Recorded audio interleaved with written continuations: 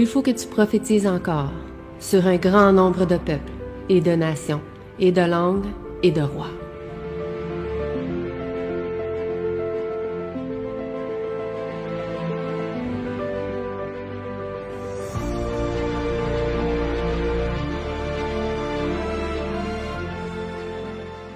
Que la paix du Seigneur soit avec vous tous. C'est toujours un plaisir quand l'Église m'a donné la possibilité de parler au nom de Jésus. Donc, je profite pour moi aussi, pour ma propre formation personnelle. Je profite de ces messages. Je dois vous dire que le sujet d'aujourd'hui, c'est un sujet plus compliqué que d'habitude. J'ai eu à préparer différents messages, mais aujourd'hui, je trouve que c'est plus compliqué et ce sujet est tellement vaste, c'est pas un seul. Je devais écrire partie 1 parce que ça peut être 2 ou même 3 messages. Comment recevoir la plénitude du salut, car Jésus n'a pas apporté un petit salut, c'est vraiment un grand salut. Donc, mais dans sa plénitude, comment rentrer dans la plénitude du salut que Jésus a apporté, ça peut être 2 ou 3 messages. Donc, nous disons merci au Seigneur, nous rendons gloire à Dieu le Père qui nous a tant aimé. La Bible dit car Dieu a tant aimé le monde qu'il a donné son Fils unique. C'est là, ça commence par son grand amour. La plénitude du salut commence avec est-ce qu'on dit la plénitude de l'amour de Dieu? Non, on dit par la dimension de l'amour de Dieu. Un amour qu'on ne peut pas mesurer dans toutes ses dimensions, dans sa largeur, dans sa longueur, dans sa profondeur, dans sa hauteur, un amour infini. Et Dieu nous a donné un salut assez vaste comme son amour.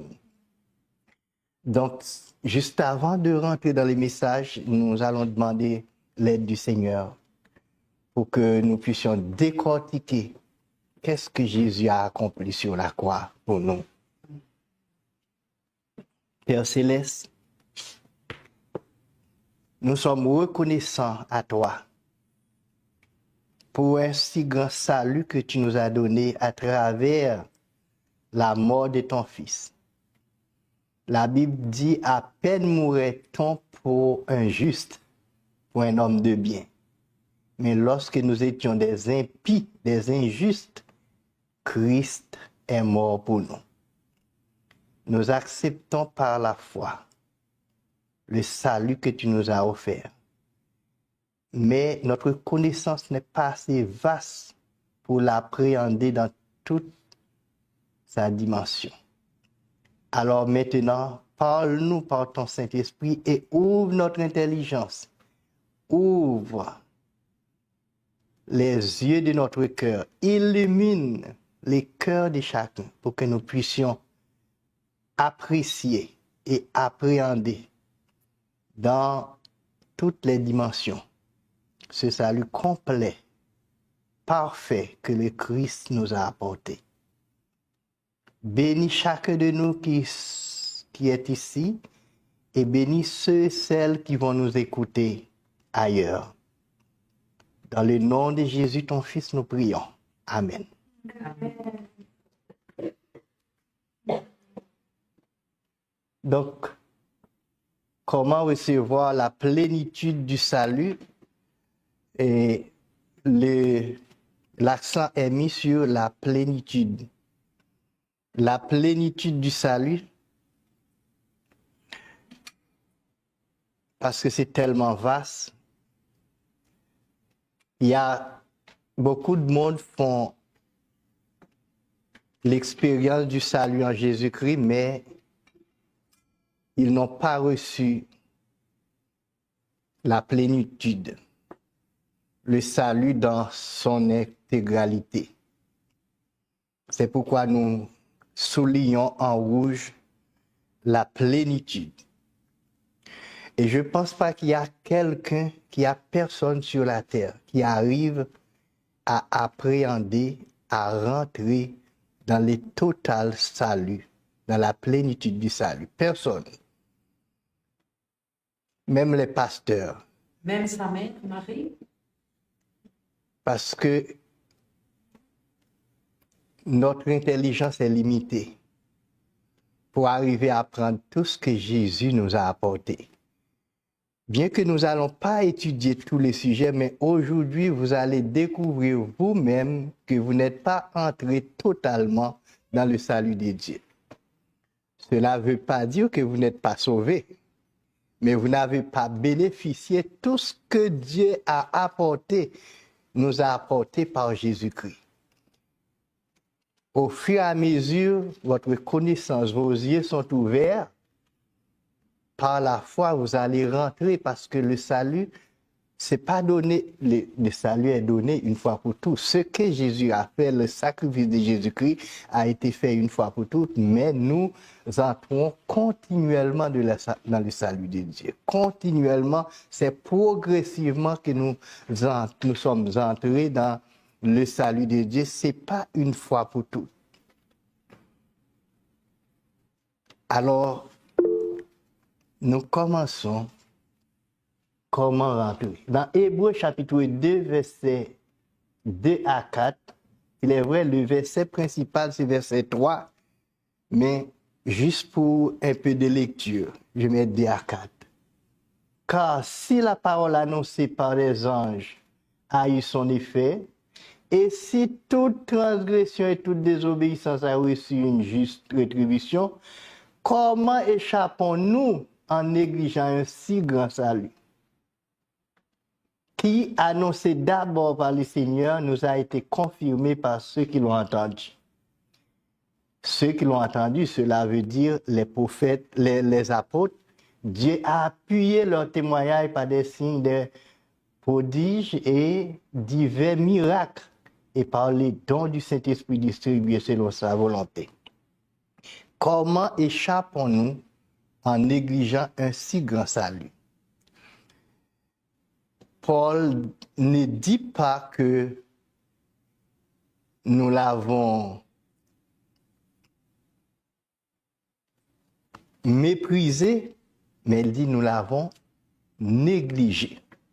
Cela veut dire nous l'avons accepté comme un fait théologique, comme une sorte de doctrine, mais nous ne sommes pas rentrés totalement. C'est ça la négligence. Dieu a donné quelque chose de beaucoup plus vaste que ce que nous avons accepté. C'est pourquoi il dit comment échappons-nous en négligeant. Il dit ce salut a été annoncé d'abord par le Seigneur et ensuite confirmé par les apôtres, par ceux qui l'ont entendu. Et ceux qui l'ont entendu, les apôtres, pour prouver que c'est Dieu qui les a envoyés, Dieu a appuyé leur témoignage par des signes et des prodiges. Quand Dieu envoie quelqu'un, c'est ce qu'il fait. Il a appuyé leur témoignage par des signes et des prodiges, par des miracles et par le don du Saint-Esprit qu'il a accordé aux saints. Donc, ce salut est vrai. Pierre dit, nous avons vu de notre propre œil lorsque Dieu a appuyé Jésus sur la montagne, lorsqu'il dit, ceci est mon fils, écoutez-le. J'ai entendu les témoignages de Dieu, j'ai entendu la voix, mais les paroles prophétiques n'ont jamais été apportées par la volonté d'un homme. Nous devons prendre pour certaines les paroles prophétiques, ceux qui sont écrits dans la Bible. Ce n'est pas seulement les prophéties, mais les paroles qui ont été écrites viennent directement du Saint-Esprit. Le salut que Dieu a apporté, c'est vrai. Les témoignages des hommes de Dieu de la Bible sont vrais. Ce sont des vrais témoignages. Nous devons les accepter pour vrais. Il ne faut pas rentrer comme si c'est juste la théologie dit quelque chose, mais nous devons accepter pour nous-mêmes rentrer pour nous-mêmes dans le plein salut que Dieu a apporté. Éphésiens chapitre 3, verset 18, il dit « En sorte que Christ habite dans vos cœurs par la foi, afin qu'étant enracinés fondés dans l'amour, vous puissiez comprendre avec tous les saints quelle est la largeur, la longueur, la profondeur, la hauteur. C'est ce salut, c'est la dimension du salut. Nous devons chercher à comprendre quelle est la largeur, quelle est la longueur, quelle est la profondeur, quelle est la hauteur. Cela veut dire, c'est pas un petit salut. Ça, Paul dit, comment échappons-nous en négligeant un si grand salut? Donc, dans sa dimension, c'est tellement vaste. Dans sa largeur, tellement long. Dans sa hauteur, dans sa longueur, c'est tellement profond. C'est tellement haut. C'est comme si nous sommes rentrés dans une maison, nous ne pouvons pas voir la fin d'aucun bout. C'est tellement à perte de vue la dimension de cette salle.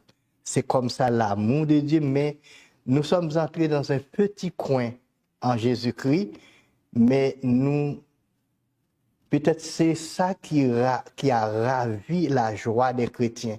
Les chrétiens devaient marcher d'une autre façon, les chrétiens devaient en train de sauter de joie, pousser des cris quand ils sont à l'église ou bien ailleurs, sans que personne ne les demande, quand ils comprennent la dimension de ce salut que Jésus leur a apporté. Je pense qu'après, aujourd'hui, nous allons être différents, notre comportement, notre joie va être débordant quand nous voyons qu'est-ce que Jésus-Christ a fait pour nous, qu'est-ce que Dieu nous a apporté en Jésus-Christ. Ma compréhension aussi est limitée jusqu'à présent. Mais la compréhension populaire du salut, c'est juste le pardon des péchés. Nous sommes venus à l'église, nous acceptons Jésus-Christ pour le pardon de nos péchés. C'est déjà quelque chose car c'est plus que ce que nous méritons. Nous ne sommes pas mérités. Le pardon des péchés, c'est beaucoup. Car il y a quelqu'un qui dit c'est comme si, avec le pardon de nos péchés, notre âme est préconditionnée pour le ciel. Nous sommes candidats pour le ciel. Mais Dieu ne veut pas que nous soyons seulement prêts pour le ciel. Il voulait que nous vivions une vie abondante sur la terre. Le salut n'est pas seulement pour être au ciel, mais Dieu veut que l'Éden soit restauré en nous sur la terre pour que nous vivions une vie abondante. C'est ça que Jésus dit dans Jean chapitre 10, verset 10. Je suis venu afin que mes brebis aient la vie et qu'elles soient dans l'abondance. C'est une abondante vie que Dieu veut nous donner. Ce n'est pas une vie remplie de pauvreté, une vie remplie de maladies, une vie remplie de malédictions, une vie de perplexité. C'est une vie abondante. Laisse-moi vous poser une question. Quand nous sommes malades, est-ce que nous sommes en train de jouir la vie avec la maladie? Quand nous sommes dans la pauvreté, est-ce que nous sommes en train de jouir la vie? Ce que nous voulons vraiment posséder, nous ne pouvons pas les posséder. Les choses sur la terre, ce n'est pas pour les diables. Non, c'est Dieu qui les a créés pour que nous puissions les jouir. Une vie abondante. Ce n'est pas une vie dans la pauvreté.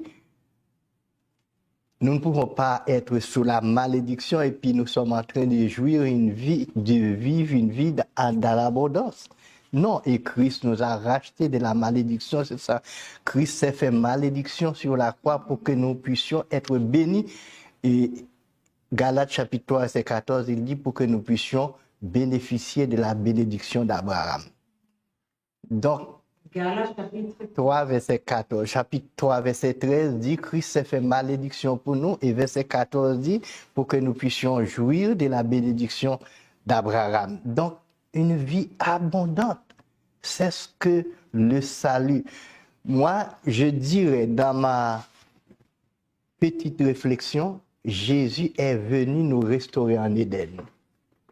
Même si nous ne sommes pas encore en Éden, mais nous devons commencer à jouir la vie d'Éden en Jésus-Christ.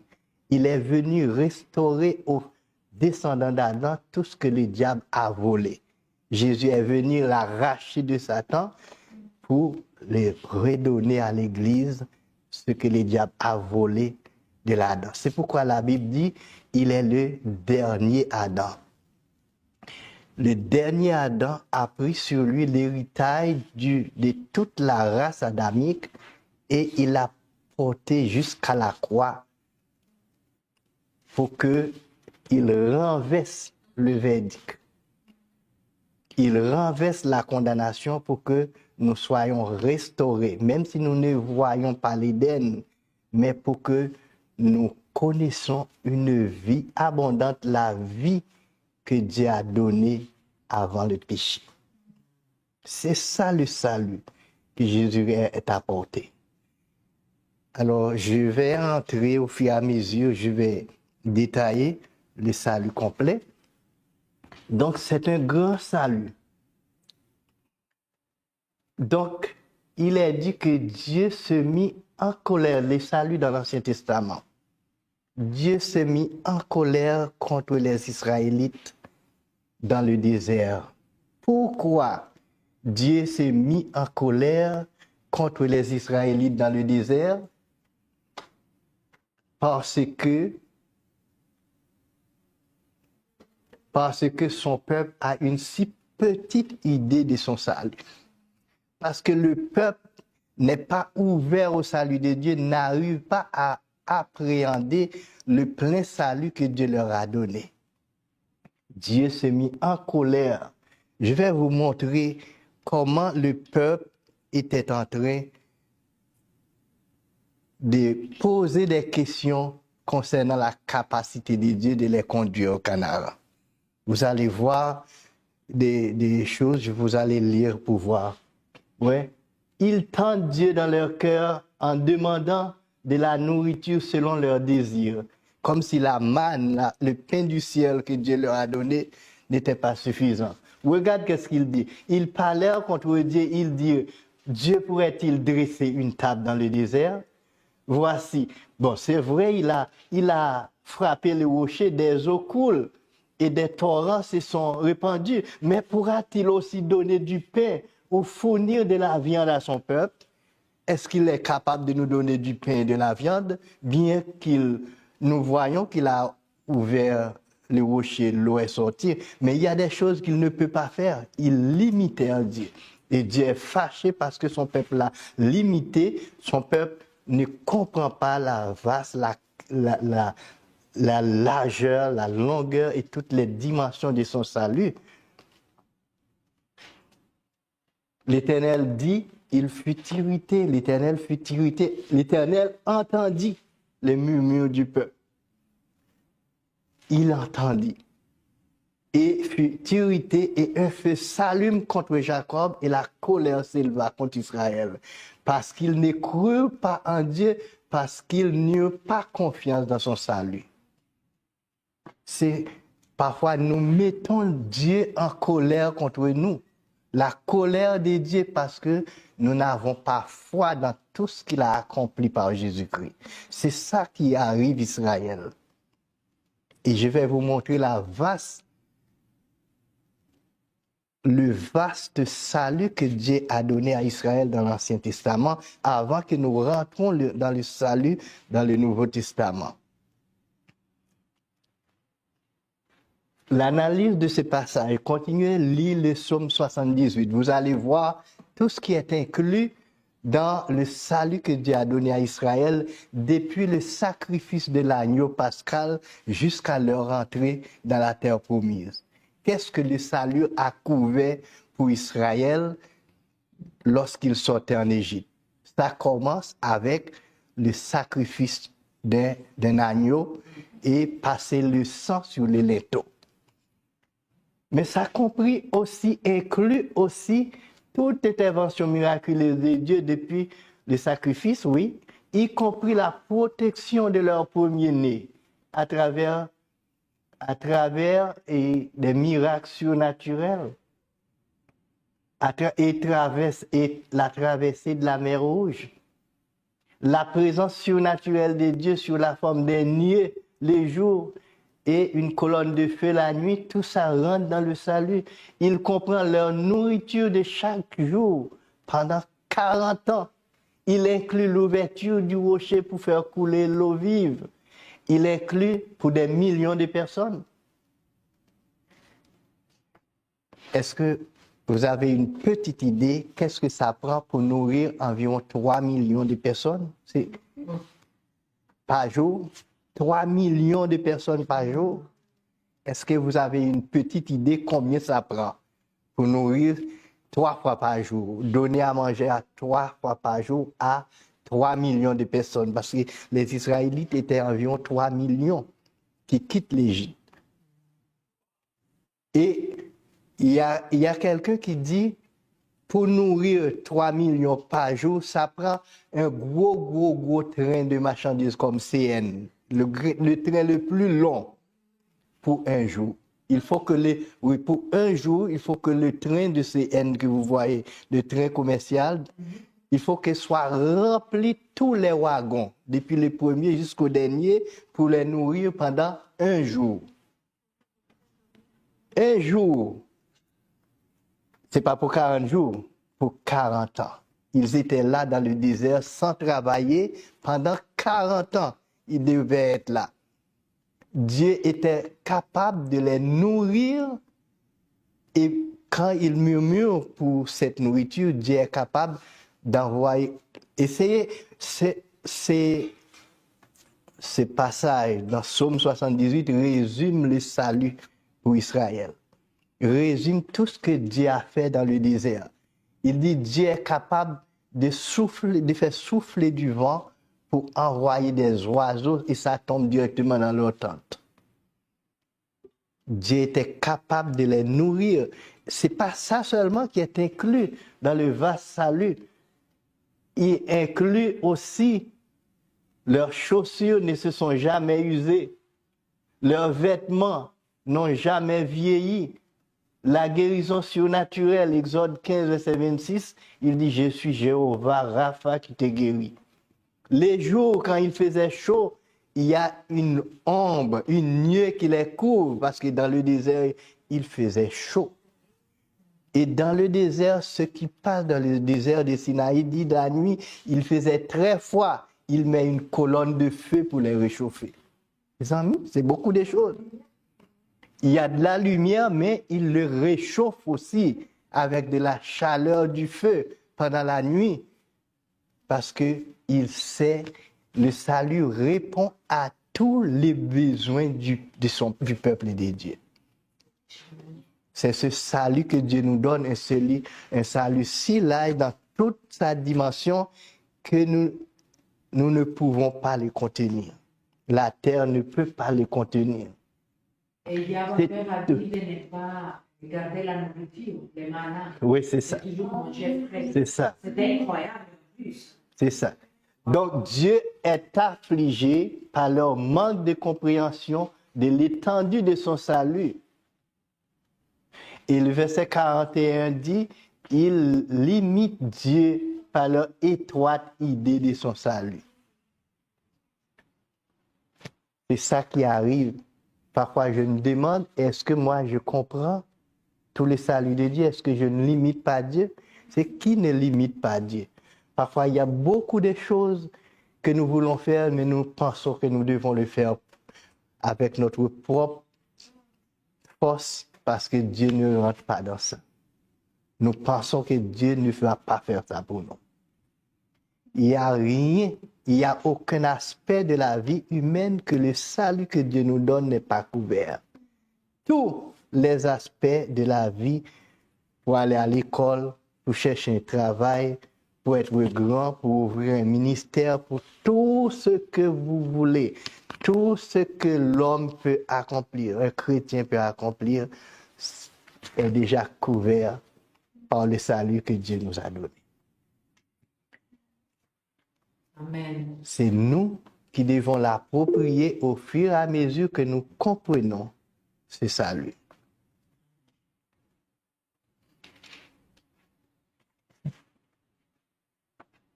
Passons au salut dans le Nouveau Testament. Hébreux chapitre 4, verset 10 dit, « Car par un seul sacrifice, il a amené à la perfection pour toujours ceux qui sont sanctifiés. » Ça, c'est Jésus. Pour débuter le salut dans l'Ancien Testament, il y a un agneau qui a été sacrifié. Mais pour débuter le salut dans le Nouveau Testament, il y a l'agneau de Dieu qui a été sacrifié. C'était le Fils de Dieu lui-même qui est sacrifié pour apporter, pour couvert, non seulement couvert, mais pour effacer. Non seulement pour pardonner, mais pour effacer les péchés. Car dans l'Ancien Testament, les prêtres font tous les jours beaucoup de sacrifices. Mais le sacrifice dans l'Ancien Testament n'arrive pas à pardonner, à effacer les péchés. Les péchés étaient couverts pendant une année. C'est pourquoi tous les jours, les prêtres retournent avec les mêmes sacrifices. Ils font des sacrifices pour eux et pour le peuple. Pourquoi ils le font tous les jours? Parce que le péché n'était pas effacé. Le péché était couvert. Ces sacrifices étaient imparfaits. Mais le sacrifice parfait, l'unique sacrifice parfait, c'est Jésus qui l'a fait. Donc, à combien plus forte raison, maintenant, le salut est beaucoup plus vaste que le salut dans l'Ancien Testament et court beaucoup plus parce que c'était l'ombre des choses à venir, les sacrifices dans l'Ancien Testament, mais la réalité, le vrai sacrifice, c'est le sacrifice de Jésus. Donc, maintenant, le sacrifice est parfait. Le sacrifice est complet. Ce sacrifice, il efface le péché totalement, éradique le péché. Et la Bible dit, il amène à la perfection tous ceux qui sont sanctifiés. Au fur et à mesure, le sacrifice est parfait, c'est déjà fait, c'est déjà fini. Christ ne va pas reprendre le sacrifice. Un seul. Mais l'appropriation de ce sacrifice est continue. Est continue. Au fur et à mesure que nous sommes sanctifiés, que nous acceptons les promesses de Dieu par la foi en Jésus-Christ, nous continuons à rentrer dans le salut de Dieu. C'est parfait, c'est fini. C'est pourquoi Jésus dit, avant de rendre son souffle, tout est fini, tout est accompli. Quand Jésus dit tout est accompli, c'est un mot grec qui veut dire que c'est quelque chose qui fait avec perfection. Il n'y a rien à ajouter à ce salut. Tout est fini. C'est un cri de victoire quand Jésus dit ça, même si Jésus ne dit pas ça très fort, parce qu'il était en train de souffrir, de mourir, mais c'est un cri de victoire. Tout est fini, le travail est fait. Père, je te remets le travail fini, parfaitement fini, complet. Donc c'est ça qui va inaugurer le salut dans le Nouveau Testament. Le sacrifice parfait de Jésus-Christ. Un sacrifice parfait suffisant, car par une seule offrande, ici il dit, il a amené à la perfection pour toujours ceux qui sont sanctifiés. Le sacrifice est parfait, il n'y a rien à ajouter ni à retrancher. À mesure que nous sommes sanctifiés, nous entrons progressivement dans le salut de Dieu. À mesure que nous sommes sanctifiés, nous rentrons progressivement dans le salut de Dieu. Progressivement. Pas seulement dans le pardon des péchés, mais dans tous les bénéfices de ce salut. Nous jouirons tous les bénéfices de ce sacrifice et progressif. Personne n'a totalement approprié tous les bénéfices du sacrifice et du salut que le sacrifice de Jésus apporte. Alors nous devons faire une différence entre la nouvelle naissance et le salut. La nouvelle naissance, c'est une fois pour toutes. On est né de nouveau. Même si on change de religion, on change d'église, si on est né de nouveau, on est né de nouveau. Qu'est-ce que la Bible dit? Il était venu chez les siens, mais les siens ne l'ont point reçu. Mais à tous ceux qui l'ont reçu, à ceux qui croient en son nom, il a donné le pouvoir de devenir enfants de Dieu. Il a donné l'autorité de devenir enfant de Dieu. Une fois qu'on est devenu enfant de Dieu, c'est une fois pour toutes. Je ne pense pas qu'on a besoin de devenir enfant de Dieu chaque jour, d'être né de nouveau plusieurs fois. Une fois. Ça est donné.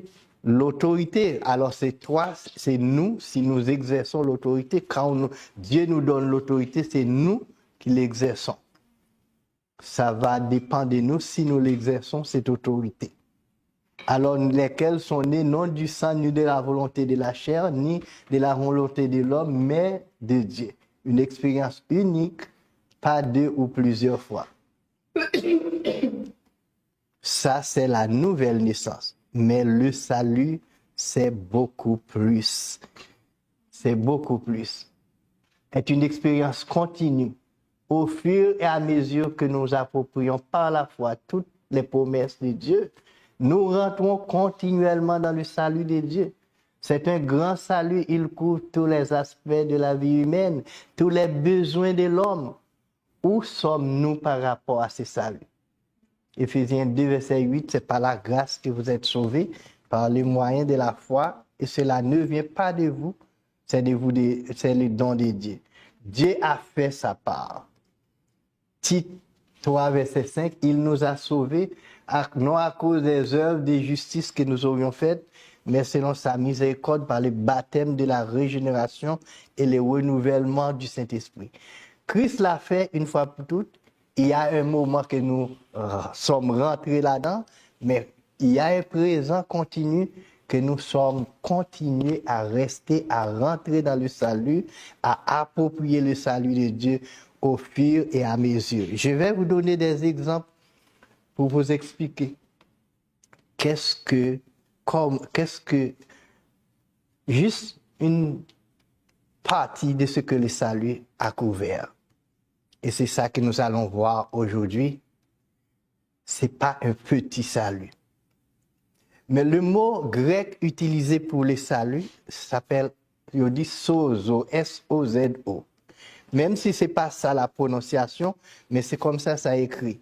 S-O-Z-O. C'est ce mot qui est utilisé dans le Nouveau Testament pour sauver.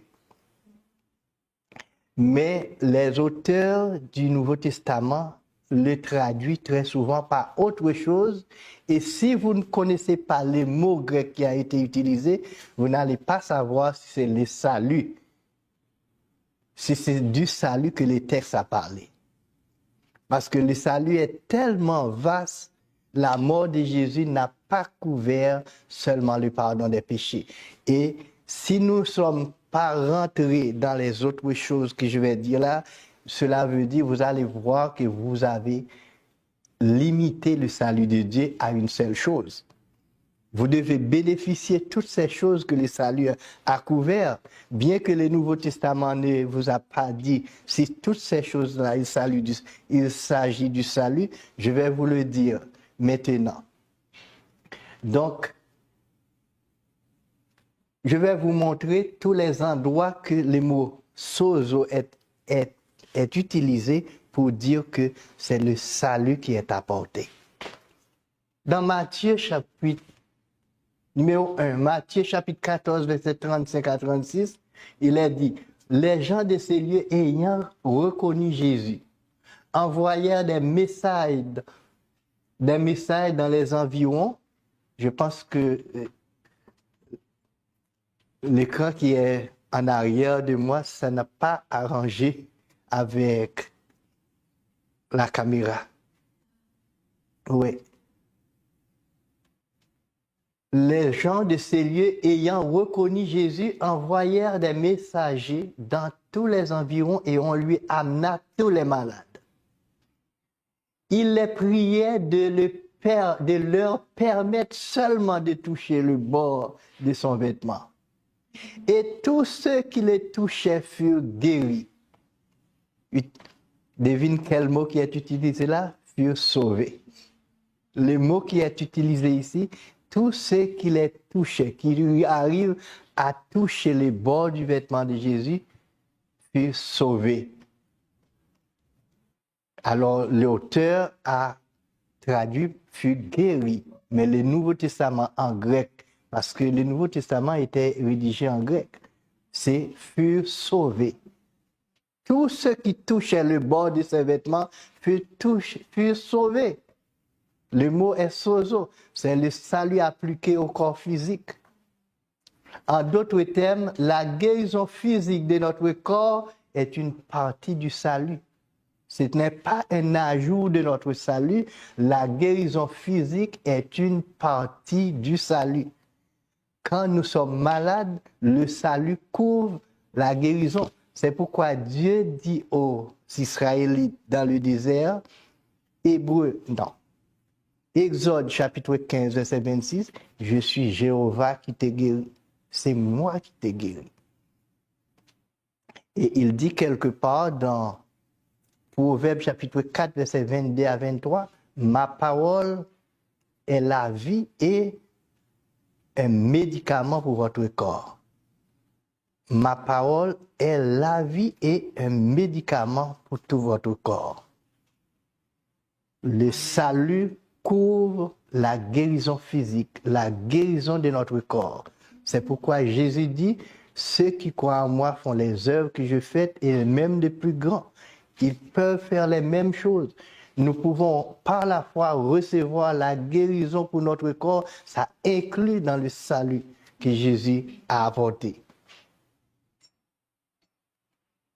Deuxièmement, la délivrance du démoniaque. Luc 8, verset 35 à 36. Les gens allèrent voir ce qui était passé. Les démoniaques de Gadara, c'était un homme qui était possédé, qui habite dans les cimetières. Mais un jour que Jésus était en train de traverser dans la zone, lui, il fait quelque chose d'incroyable. Il est allé se prosterner devant Jésus. C'est ça qu'il faisait. Il est allé se prosterner devant Jésus. Et Jésus a chassé les démons. Les démons discutaient avec Jésus. Ne nous envoie pas dehors, envoie-nous dans un troupeau de porcs, de cochons qui passaient dans la zone.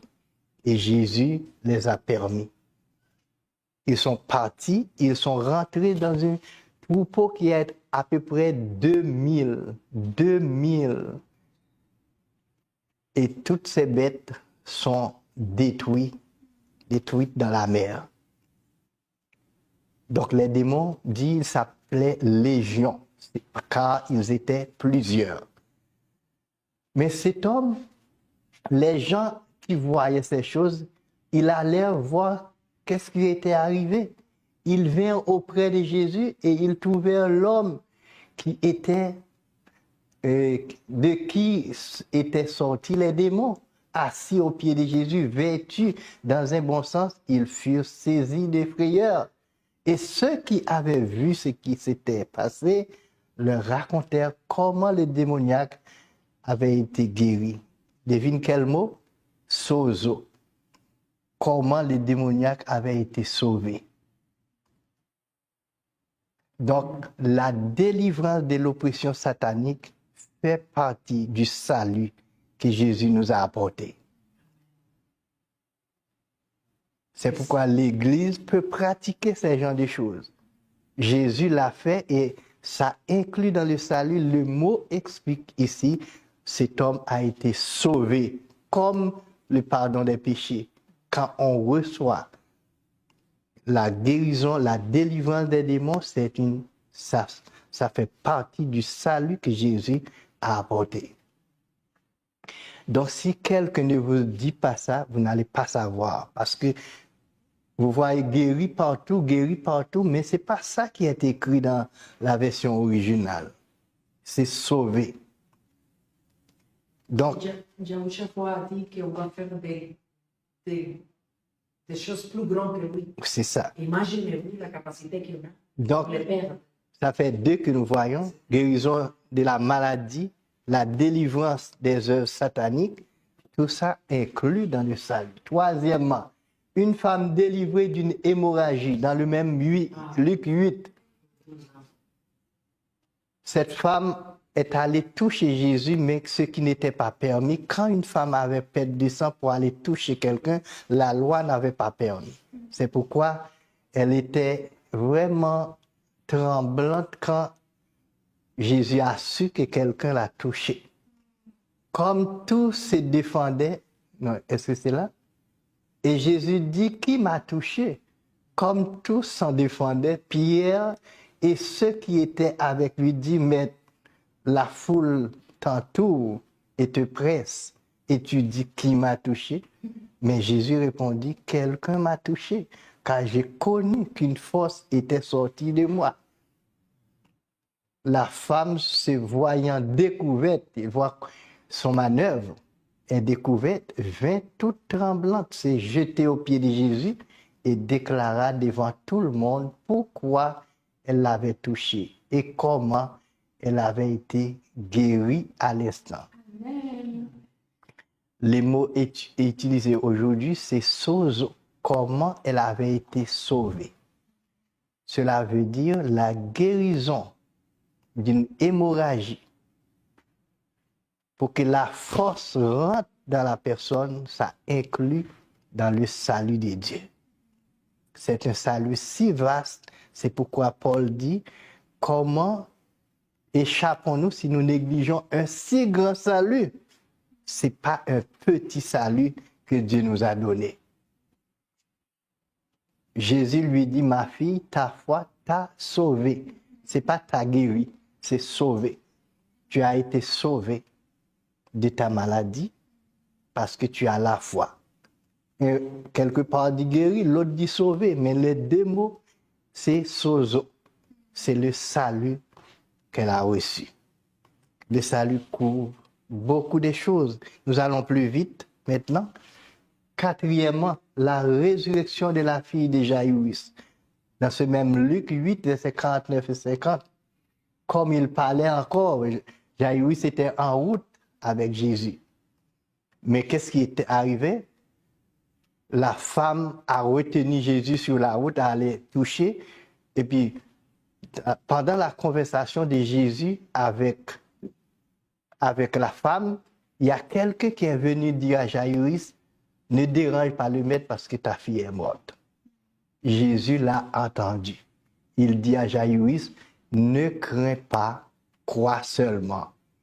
Elle sera sauvée. Les mots, c'est guéri, mais c'était une résurrection parce qu'elle était déjà morte. Donc, ramener quelqu'un qui était mort à la vie, ça fait partie du salut que Jésus a apporté, la résurrection des morts. Ça inclut dans le salut que Jésus a apporté. C'est pourquoi nous disons c'est un si grand salut. Sommes-nous rentrés totalement de le salut? Sommes-nous appropriés tous les bienfaits du salut que Jésus a apporté? La résurrection des morts, ça fait partie du salut. Jésus dit, ne crains pas, crois seulement, dit à Jaïrus, elle sera sauvée. C'était sa fille. Et cela est arrivé. Cela est arrivé. La fille était ressuscitée. Et j'ai 2 autres ou 3 autres encore. Acte chapitre 4, verset 9, la délivrance d'infimité. Pierre et Jean allaient au temple pour prier. Ils rencontrent quelqu'un qui demande l'aumône à la belle porte. Et puis, ils regardent Pierre et Jean pour demander l'aumône. Pierre ne dit pas nous n'avons rien à vous donner, mais il dit l'argent et or nous n'avons pas. Mais ce que nous avons, nous te le donnons. Au nom de Jésus, lève-toi et marche. C'est ça qu'ils ont. Donc, c'était un autre type de guérison. La guérison de l'infirmité. ramener un infirme, quelqu'un de 38 ans qui n'a jamais marché, le ramène sur ses 2 pieds pour qu'il commence à marcher, pour que la vie rentre dans ses membres. Ça fait partie du salut. Regarde, les gens de ce lieu commencent à mener une enquête pour voir comment cet homme a été guéri. Les dirigeants surtout de la zone. Sachant tous, regarde, Pierre dit, puisque nous sommes interrogés aujourd'hui sur un bienfait accordé à un homme malade, afin que nous disions comment il a été guéri, là c'est sozo qui est utilisé, comment il a été sauvé, Pierre dit. Pierre dit, sachez-le tous, tout le peuple d'Israël le sache, c'est par le nom de Jésus de Nazareth que vous avez été crucifiés et que Dieu l'a ressuscité des morts. C'est par lui que cet homme se présente en pleine santé devant vous. Il n'y a pas de salut en aucun autre. C'était le salut que l'homme a reçu.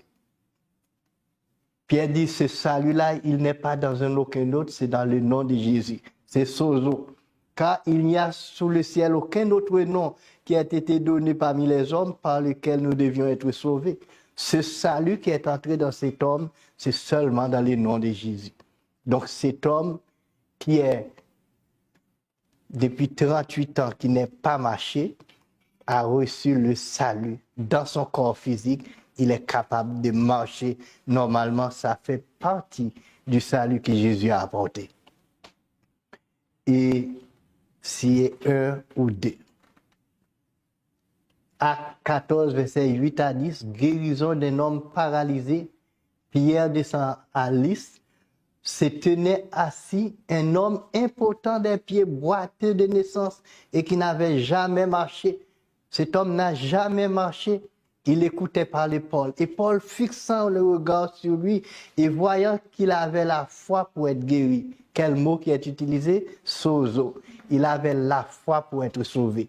Paul voit que cet homme a la foi pour être sauvé et il prononça le salut. Il prononça la parole puisqu'il voit la façon que l'homme regarde attentivement.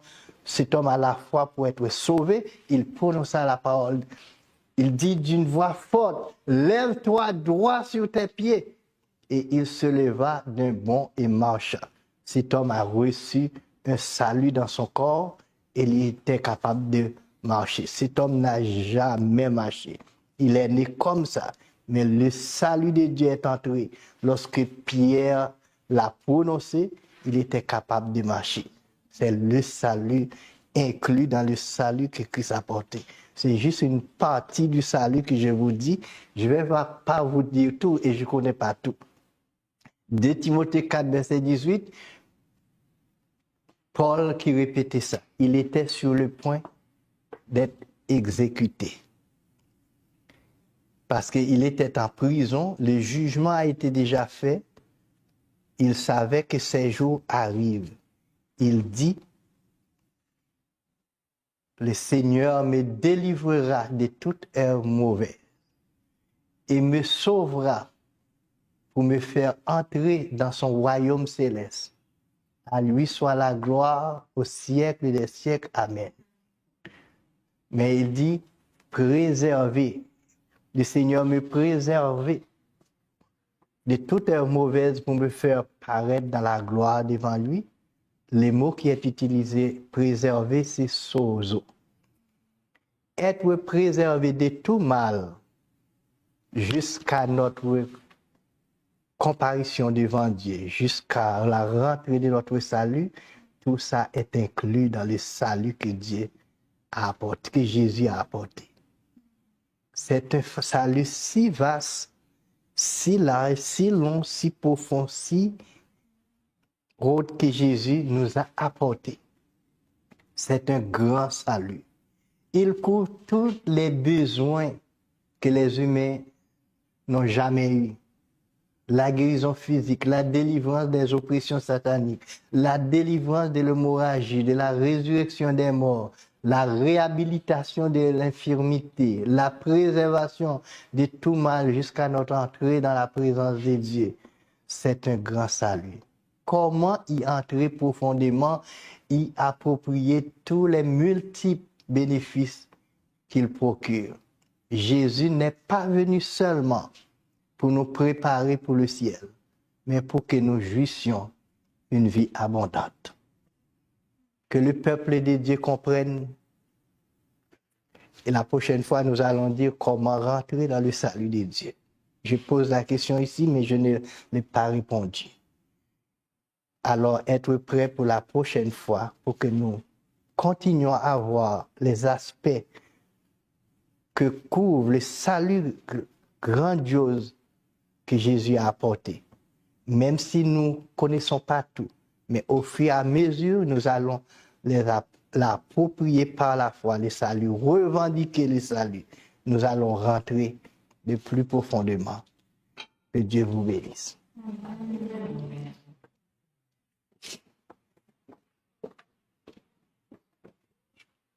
Père Céleste, nous voulons seulement te remercier et nous avons beaucoup de joie dans notre cœur. Nous pouvons crier Alléluia, béni soit l'Éternel. Tu es digne, l'agneau de Dieu. Toi qui as échangé ta place contre la misère humaine.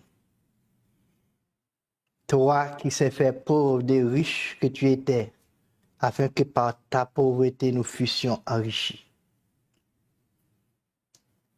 Toi qui étais frappé pour que nous soyons pardonnés et blessés pour que nous soyons guéris.